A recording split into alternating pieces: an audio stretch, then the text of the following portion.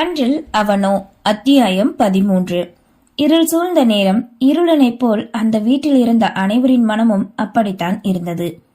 இரவு உணவோ சமைத்தது அப்படியே இருக்க யாரும் உண்ணவில்லை. அறையில் அமர்ந்திருந்த திருத்தணி யோசனை முழுவதும் மருமகளே. தெளிவாக சொல்லிவிட்டாள் ஒன்று சேர மாட்டோம் என்று. இனி என்ன செய்வது? அவளின் வாழ்க்கைதான் என்ன? இப்படியே இருந்துவிட்டால் இந்த உலகம்தான் என்ன நினைக்கும்? என்னங்க, இந்தாங்க சுகர் மாத்திரை போடுங்க. கொண்டு வந்து மங்களம் கொடுக்க, இப்ப எதுக்கு இது? செத்துட்டு போறேன். என்னங்க, என்ன பேச்சுது? பின்ன என்னடி பண்ண சொல்ற? ஆரம்பத்துல இருந்து நான் சரியா இருந்தா இன்னைக்கு இவ்வளவு பிரச்சனை வந்திருக்காதுல்ல. இந்த பிள்ளையாவது எங்கேயாவது சந்தோஷமா இருந்திருப்பா. இப்ப என்னால இங்க வந்து. அதற்கு மேல் அவரால் கூற முடியவில்லை. மனமும் உள்ளமும் கலங்கியது. முன்னெல்லாம் நான் தான் இப்படி புலம்புவேன், இப்போ நீங்களா? அப்ப எனக்கு ஒன்னும் தெரியலடி. என்னன்னு தெரியாத ஒரு நம்பிக்கை இருந்தது. ஆனா இப்போ அது இல்ல. இந்த புள்ள நமக்காக பண்ணது பெத்த பிள்ளையே பண்ணாத ஒரு விஷயம். மாமா, அத்த அழைத்தவாறு அறைக்குள் நுழைந்தாள் தமிழினி. அழுதிருக்கிறாள். தங்களுக்காகவே மறைக்கிறாள். பார்த்தாலே நன்கு தெரிகிறதே. நினைக்க அறையில் வந்தாள். மணி 10 இன்னும் நீங்க ஏன் சாப்பிடாம இருக்கீங்க? வாங்க முதல்ல சாப்பிடுங்க 2 பேரும். உரிமையாய் கூறியவளோ இருவரின் கரம் பற்றி அழைத்து செல்ல முயல, தமிழினி எங்களை மன்னிச்சிருமா. மன்னிப்பா? எதுக்கு மாமா? இங்க பாருங்க, நான் சொல்றத நல்லா கேட்டுக்கோங்க. தாத்தாவை தவிர உறவே இல்லாம வாழ்ந்த எனக்கு 1க்கு 2 பேரா நீங்க கிடைச்சிருக்கீங்க. என் வாழ்க்கைக்குள்ள வந்த அப்பவே சொந்த அம்மா அப்பா மாதிரி தான் நான் உங்களை பாக்குறேன். இத நான் உங்ககிட்ட அடிக்கடி சொல்லிட்டேனே. இருந்தாலும் எப்படிமா நாங்க? போதும், நான் என் வாழ்க்கைக்கான அடுத்த கட்டத்தை தேர ஆரம்பிக்கிறேன். போதுமா? அப்போ உன் வாழ்க்கையில கொஞ்சம் கூட தீவனுக்கு இடமே இல்லையாமா? எதிர்பார்ப்போடு மங்களம் கேட்க, உங்க பையனா மட்டும் வாங்க சாப்பிடலாம், எனக்கும் ரொம்ப பசிக்குது கூறியவாறு அழைத்து சென்று டைனிங் டேபிளில் அமர வைத்தாள். அவர்களுக்கு உணவு பரிமாறி தானும் உணவு பரிமாற மங்களமோ மகனின் அறையை காண, அதனை புரிந்து கொண்ட தமிழினி அங்கிருந்து சென்று அந்த அறை கதவினை தட்டினாள். கதவு தட்டும் ஓசை கேட்டு தீபன் வந்து திறக்க, தமிழினியை கண்டவனின் விழிகளோ விரிந்தது. சாப்பிட வாங்க கூறிவிட்டு சென்றுவிட, டைனிங் டேபிளில் தன்னை பெற்றவர்கள் அமர்ந்திருப்பது புரிந்தது. அவனும் வந்து அமர, அன்று அதிசயமாய் அவளே மற்றவர்களோடு சேர்ந்து அவனுக்கும் பரிமாறினாள். அத்த, நாளைக்கு வெள்ளிக்கிழமை கோவிலுக்கு போகணும், சீக்கிரம் எந்திரிச்சு கிளம்பிருங்க என்று அவளின் பேச்சுக்கள் பொதுவாக சற்று முன் நடந்ததை மறந்தது போன்றே மாட்டிக்கொண்டாள். அதே போல் அவர்களுமே இருந்துவிட, தமிழினியின் இந்த குணமே தீபனை விடாது பிடித்துக் கொண்டது. தனக்குள்ள எவ்வளவு பிரச்சனை இருந்தாலும் அதனை மற்றவர்களுக்கு கொடுக்காது புதைத்துக் கொள்பவளை தன்னுள்ளே புதைத்துக் கொள்ள வேண்டுமென எண்ணம். உணவறிந்து முடித்து அவர்களுக்கான மாத்திரையும் எடுத்துக் கொடுத்து அவர்களின் அறையில் விட்ட பின்னே மாடி ஏறி சென்றாள். தீபனும் அதனை கண்டுவிட்டுதான் அமைதியாக தன்னறைக்கு சென்று விட்டான். அறைக்கு வந்து அமர்ந்த தீபனுக்கோ சிரிப்பினையே அடக்க முடியவில்லை. காரணமோ அவன் முன் இருந்த விவாகரத்து பத்திரம். பதிவே செய்யாத திருமணத்துக்கு எந்த கோர்ட்ல விவாகரத்து தருவாங்களா? நான் தான் முட்டாள் மாதிரி செஞ்சுட்டு போனேனா? இவளுக்கு எங்க போச்சு அறிவு? இத்தனை நாள் வச்சு அவளுமே அதையே செஞ்சுட்டாளே. இப்ப இதுதான் முடிவு என்று கூறினால் ஏற்க முடியுமா என்ன? என்றும் இவள் தனக்கு மட்டுமே சொந்தமானவள். எப்படி அவளை தன் மனச்சிறையில் அடக்கலாம் என்ற நினைப்பிலே நித்திரையை கொண்டான். மறுநாளிலிருந்து அவர்களின் வாழ்க்கை பயணமோ வழக்கம் போல கடந்தது. தீபனோ நெருங்க முயற்சி செய்து கொண்டே இருக்க தள்ளியே இருந்து கொண்டாள். தன் பெற்றோரிடம் உரைத்தவனோ ஒரு கார் ஒன்றினை சேமித்து வைத்த பணத்திலிருந்து வாங்கி கொண்டு வர, முதல் முறையாக அவன் வீட்டிற்கு செய்த ஒன்று என்றால் அது இதுவே. தமிழினியை தொந்தரவு செய்யாது தீபன் நடந்து கொள்ள மகனின் மீது சிறு நம்பிக்கை பிறந்தது திருத்தணிக்கு. முன்னை விட இப்போது நன்றாக பேச ஆரம்பித்திருந்தனர். கார் வாங்கிட்ட சரி, எதுக்குடா வீட்டுல சும்மா வச்சிருக்க? வெளியில போகும்போது நாங்க எடுத்துக்கிறோம். இப்ப நீ தினமும் ஆபீஸுக்கு கொண்டு போக வேண்டியதானே? அப்பதான் உன்னை எல்லாரும் மதிப்பாங்க. மகனை அனைவரும் பெருமையாக பார்க்க வேண்டும் என்றும் என்ற எண்ணத்தில் உரைக்க, மறுநாளிலிருந்து காரில் தான் அலுவலகம் சென்றான். மருந்தும் கூட தீபனை கண்டுகொள்ளவே இல்லை. கார் வாங்கினால் என்ன, வீடு வாங்கினால் என்ன என்ற நினைப்போடு தள்ளியே நின்று கொண்டாள். அன்று அப்படியே அலுவலகத்தில் பார்க்கிங் ஏரியாவில் சென்று தன் காரினை நிறுத்தி இறங்க முயல, அப்போதுதான் ஸ்கூட்டியை கொண்டு வந்து நிறுத்தினாள் தமிழினி. அதனை கண்டவாறு காருக்குள் இறங்காமல் அமர்ந்திருந்த தீபனின் விழிகள் அவளைத்தான் கண்டது. தன் ஹேண்ட்பேக்கினை எடுத்து நகர நினைத்தவள் பின் கண்ணாடியில் தன் முகத்தினை கண்டு கூந்தலை ஒதுக்கி சிறிது நேரம் பார்த்து கொண்டிருக்க அவளின் செயலை ரசித்தான். பெருமூச்சி ஒன்றை விட்டவனின் மனமோ, எப்படிதான் இப்படி மாறணையோத்தா, அழகல கொல்றடி நினைக்க அவள் அண்டர் கிரவுண்ட் லிப்ட் நோக்கி செல்லவே தானும் வேகமாய் சென்றான். லிப்ட் மூட போகும் நேரம் தடுத்து அவளிருந்த தனிமையில் தானும் சேர்ந்து கொள்ள தீபனை கண்டவளின் மனமோ, இவன் எங்க இருந்தான் இவ்வளவு நேரம் நினைத்து நகர்ந்து கொண்டது கால்கள்.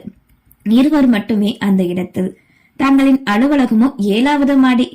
சில வினாடியில் சென்றுவிடும் என்றாலும் நகரக்கூடாது, யாரும் குறுக்கே வரக்கூடாது என்றே எண்ணினான். குட் மார்னிங் தமிழினி பேச்சினை ஆரம்பிக்க, குட் மார்னிங் சார் அவனின் முகத்தை பாராமலே கடமையாய் கூறினாள். டேய், ஏதாவது பேசுடா மொடையா, பேசு. அவனின் மனமோ குரலிட என்ன பேசுவதென்றுதான் தெரியவில்லை. சாப்பிட்டீங்களா கேட்க அதே நேரம் திறக்கவே வெளியேறினாள். அவனும் பின்னே வெளியேறி வந்தவாறு, டேய் என்னடா பண்ணிக்கிட்டு இருக்க நீ, என்ன ஆச்சுடா உனக்கு தன்னைத்தானே கூறிக்கொண்டு தன்னறையில் சென்று அமர்ந்தான். அதன் பின் வேலை பொழு அவனை அழுத்த அதில் மூழ்க ஆரம்பித்தான். இன்னும் ஒரு வாரத்தில் புதிதாக பிரான்ச் ஆபீஸுக்கு வரும் பணியாளர்களுக்கு ட்ரெயினிங் கொடுக்க வேண்டியது இருப்பதால் அதற்கான ஏற்பாட்டினை கவனித்தான். மதிய நேரம் போல் வசந்த், தமிழினி இருவரும் கேன்டீனில் சந்தித்துக் கொண்டனர். அன்று அவர்களோடு வேலை பார்க்கும் ஒரு பெண்ணின் கடைசி நாள் என்பதால் தன் டீம் மெம்பர்ஸ் தோழிகள் அனைவருக்குமே விருந்து கொடுத்தாள். தாரா, நெக்ஸ்ட் என்ன பிளான்? இன்னைக்கு தான் உனக்கு ஃபைனல் டேல தமிழினி கேட்க, தெரியல டாட் பெங்களூர் வர சொல்லிருக்காரு. இனி அவங்க போய் ஃபேமிலி கூட தான் இருக்க போறேன். Are you happy? ரொம்ப சந்தோஷம். சுதந்திர பறவையா கொஞ்ச நாள் சுத்தலாம்னு நினைக்கிறேன். டென்ஷன் எதுவுமே இல்லாம ஃப்ரீயா இருக்கலாம். என்ன ஒரு கவலை, தீவன் சாரை தான் பார்க்க முடியாது என்றதும் வாயில் வைத்த உணவோ புற ஏறியது. ஹே தமிழினி, பார்த்து பார்த்து கூறிய வசந்த் வேகமாய் அவளின் தலையை தட்டிவிட்டு தண்ணீர் கொடுக்க அவளும் அதனை வாங்கி பருக அதே நேரம் உள்ளே வந்தான் தீபன். இப்பதான் சொன்னேன், வந்துட்டாரு பாரு கூறிய தாரா வேகமாய் அவனின் முன்னே செல்ல அதே நேரம் அவனுமே இவர்களைத்தான் கண்டான். சற்று முன் வசந்த் தன் மனைவியிடம் எடுத்துக்கொண்ட அக்கறையும் சேர்ந்தே கண்டான் வந்தவன். சார், இன்னைக்கு என்னோட ஃபைனல் டே, ட்ரீட் கொடுக்கறேன், வாங்கலேன் சார். இன்முகமாய் முன்னே சென்று தாரா அழைக்க, இட்ஸ் ஓகே, நீங்க என்ஜாய் பண்ணுங்க கூறியவனோ வந்த வழியிலே திரும்பி சென்று விட்டான். எதற்கு வந்தான், எதற்கு சென்றான் குழம்பிய தாரா இவர்களிடம் நோக்கி வரவே, தன்னை காணத்தான் வந்தானா? இப்போதெல்லாம் அடிக்கடி தன்னிடம் பேச முயற்சி செய்கிறானே தமிழின் மனம் நினைத்தது. உணவறிந்து முடித்து அனைவரும் கிளம்ப, தமிழினி, நான் உங்ககிட்ட லவ் ப்ரொபோஸ் பண்றேன்னு ஞாபகம் இருக்குல்ல, மறந்துடாதீங்க. மறந்தது போல தெரியுதே பின்னே நடந்தவாறு கேட்டான் வசந்த். நான் தான் ரிஜெக்ட் பண்ணிட்டேன்ல, ஆனா காரணம் மட்டும் சொல்லவே மாட்டேங்கிறீங்களே தமிழினி. காரணம் சொன்னா முடிஞ்சிருமா என்ன? மனசுக்கு தெளிவு கிடைச்ச மாதிரி இருக்கும். அப்ப சரி சொல்றேன், நான் மேரிடு. நான் உங்களை காலம் தவறி சந்திச்சுட்டேன். இதுக்கு மேல என்கிட்ட எதுவுமே கேட்காதீங்க பிளீஸ் கூறிவிட்டு நடக்க அதிர்ச்சிதான். சில நொடி அப்படியே நின்றவனுக்கு அதை ஏற்க முடியவில்லை. தான் காதலை கூறும்போது சொல்லாமல் இருந்தவள் இப்போது ஏன் கூறினாள்? காரணம் கூறுவதற்கு இப்படி கூறுகிறாளா? நினைத்தவள் நிமிர அவளோ இல்லை. இருக்கையில் வந்து அமர்ந்த தமிழினின் மனமோ குழம்பியது. தீபனை பற்றிய எண்ணத்தில் இருந்தவளிடம் வசந்த் கேட்கவே பட்டன திருமணமானதை உரைத்து விட்டாள். சரி, உண்மையை தானே கூறினோம், பொய் ஒன்றும் கூறவில்லையே நினைத்து நிமிர யோசனையோடு வந்த வசந்தும் அவளை கண்டு அமர்ந்து விட்டான். நேரம்தான் சென்றதே தவிர வேலையே ஓடவில்லை. ஒரு வழியாக மாலை நேரம் வந்துவிடவே வசந்திடம் பேச நினைத்தாள். அனைவரும் கிளம்பவே வசந்தும் கிளம்ப வேகமாய் சென்று ஒரு வழியாக பார்க்கிங் ஏரியாவில் பிடித்து விட்டாள். வசந்த் வசந்த் பின்னே வந்து அழைக்க, சொல்லுங்க தமிழினி, நான் சும்மா பிராங்க் பண்ண, கல்யாணம் இன்னும் எனக்கு முடியல அப்படின்னு தானே சொல்ல போறீங்க? இல்ல, அது நான் சொன்னது உண்மைதான். என்னை மன்னிச்சிருங்க வசந்த், ஹர்ட் பண்ணியிருந்தா. நான் ஏன் முன்னே சொல்லல அப்படின்னா நான் தயங்க.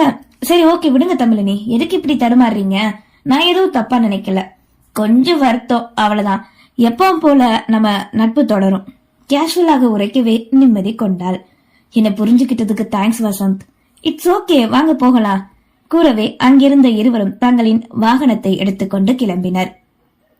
இரவு தன் அறையில் அமர்ந்திருந்த தீபனின் மனமோ அடங்காது தவித்தது. காரணம், வசந்தையும் தன்னவளையும் இருமுறை ஒன்றாக வைத்து கண்டதே. சொல்லப்போனால் தான் எந்த தவறும் செய்யவில்லையே. பல வருடங்கள் முன் தான் மட்டும் இவளை விட்டு செல்லாமல் இருந்திருந்தால் இவள் இன்று இந்த நிலைமைக்கு வந்திருப்பாளா என்ன? படிப்பு, பதவி, மரியாதை, பழக்க வழக்கங்கள் அனைத்தும் இவளுக்கு கிடைத்ததுக்கு தானும் ஒரு காரணம் தானே. தான் இவளின் வாழ்க்கைக்கு வந்த பின் தானே இதெல்லாம் கிடைத்தது. மனம் புலம்ப, சுயநலம் பிடிச்சவனே, ஓ வாழ்க்கை நம்போன்னு விட்டுட்டு போயிட்டு இப்போ நானும் ஒரு காரணம்னு சொன்னா எப்படிரா? முதவி, யோசிச்சு பாரு. இவளாலதான் இன்னைக்கு நீ நல்லபடியா இருக்க. சொல்ல போனா இவ ஓ வாழ்க்கைக்குள்ள வரப்போய் தான் நீ ஃபாரின் போன. அத நீ மறந்துடாதடா. மனசாட்சி முன்னே நின்று அவனிடம் உரைக்கவே என்றும் போல் அன்றும் புலம்பினான். அதே நேரம் இங்கே வெளியே டைனிங் டேபிள் உணவருந்தி கொண்டிருக்க, என்னடி உன் மகனை காணோம்? திருத்தணி மனைவியிடம் கேட்க, இப்பதான் வந்தான், சாப்பிட சொன்னேன், அப்புறம் சாப்பிட்டுக்கிறேன், பிரிட்ஜில் வச்சுட்டுன்னு தூங்க போயிட்டான்.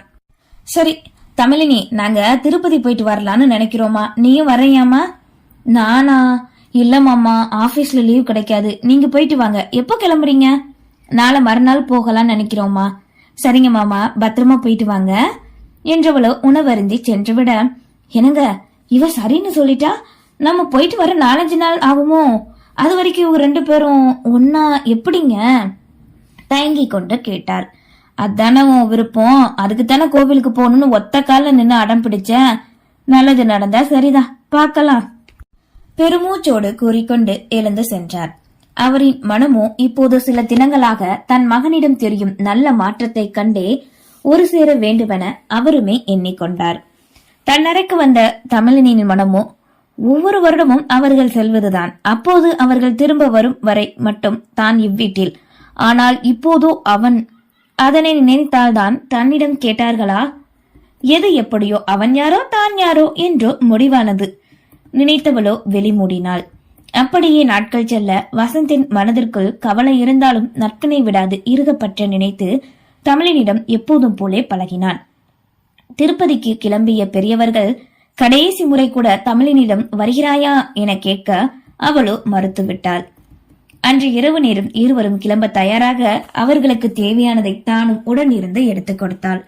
அம்மாடி, கவனமா இருந்துக்கோ, அங்க சிக்னல் கிடைக்காதுல்ல, பேச முடியாது, கூட்டம் வேற அதிகமா இருந்தா வர லேட் ஆகும், நாளைக்கு மாவு இருக்கு என்று மங்களம் கூறிக்கொண்டே போக, சரிங்க அத்த, மாமா ஆதார் கார்டு, ஏடிஎம் கார்டு எல்லாம் எடுத்து வச்சுக்கோங்க, புக் பண்ண டிக்கெட் எடுத்துட்டீங்கல்ல என்று அவளும் ஞாபகப்படுத்துவது போல் கூற கேட்டுக் கொண்டனர்.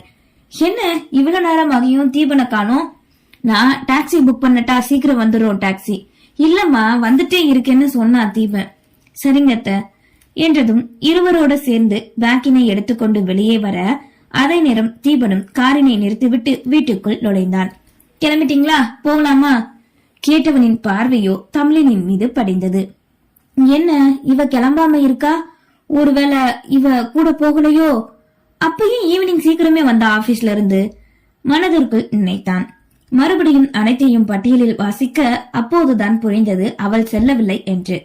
ஒரே சந்தோஷம், குற்றால அருவியே தான் மேல் விழுவது போல் எண்ணம். கவனமா போயிட்டு வாங்க.